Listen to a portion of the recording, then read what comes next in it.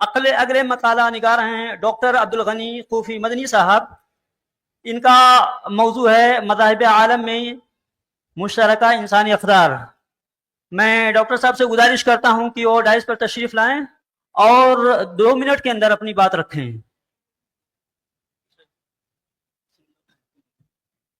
السلام علیکم ورحمۃ اللہ وبرکاتہ.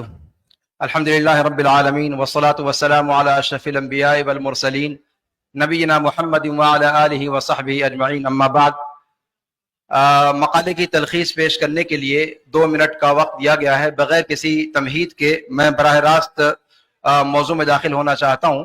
اس مقالے کے اندر میں نے جو مشترکہ انسانی اقدار ہیں ان کا تذکرہ کیا ہے، اور اس میں جو سب سے پہلا انطلاق ہے ہمارا وہ قرآن کریم کی آیت ہے قُلْ يَا أَهْلَ الْكِتَابِ تَعَالَوْا إِلَىٰ كَلِمَةٍ سَوَاءٍ بَيْنَنَا وَبَيْنَكُمْ أَلَّا نَعْبُدَ إِلَّا اللَّهَ وَلَا نُشْرِكَ بِهِ شَيْئًا وَلَا يَتَّخِذَ بَعْضُنَا بَعْضًا أَرْبَابًا مِّن دُونِ اللَّهِ فَإِن تَوَلَّوْا فَقُولُوا اشْهَدُوا بِأَنَّا مُسْلِمُونَ.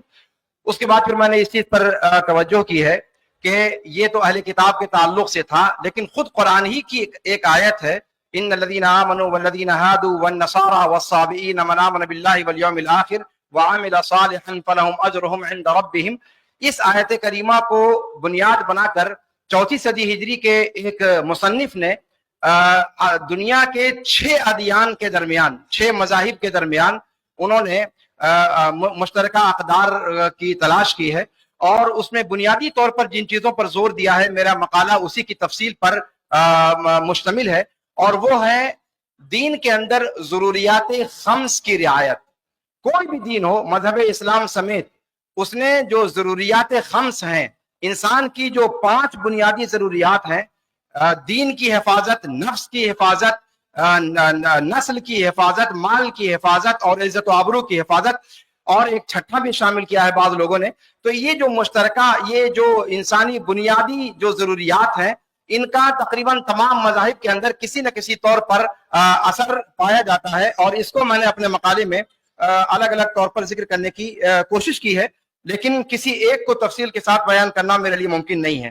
دین کی حفاظت، وہ اسلام کے اندر خاص طور پر ایک چیز یہاں پر یہ البتہ غور کرنے کی ہے کہ توحید کی تعلیمات کے حوالے سے مذہب اسلام جو شفاف تصور پیش کرتا ہے، بقیہ ادیان یا خاص طور پر جو یہودی اور عیسائی مذہب ہے وہ بھی اپنی اصل پر باقی نہیں رہے، اور باقی جو دیگر وضعی ادیان ہیں ان کے اندر بھی جو توحید کا تصور اصل میں کبھی کسی زمانے میں تھا، وہ توحید کا تصور پورے طور پر مسخ ہو گیا ہے. اور کرامت انسانی کی معراج وَلَقَدْ كَرَّمْنَا بَنِي آدم، یا پھر انسان کا مسجود ملائک ہونا، یا پھر انسان کا اپنے سر کو بلند رکھنا، کسی بھی غیر اللہ کے سامنے جھکنے نہ دینا، یہ کرامت انسانی کے معراج بقیہ سارے مذاہب کے اندر متاثر ہو چکی ہے.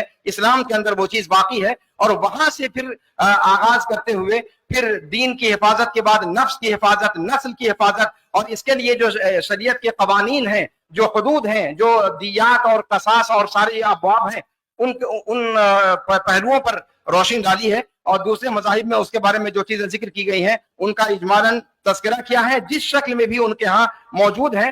اور یہ حقیقت ہے کہ ضروریات 5 کا اعتبار کرتے ہوئے جو بقیہ چیزیں ہیں، جو عام اخلاقی جو مورالز ہیں، اور خاص طور سے انسانی خون کی حفاظت ہے، اور دہشت گردی کے خلاف سماج کو کھڑا ہونا ہے، ظلم کے خلاف کھڑا ہونا ہے، عدل و مساوات کا جو تعلق ہے، یہ سارے مضامین اس کو میں نے خاص طور پر اجاگر کرنے کی کوشش کی ہے.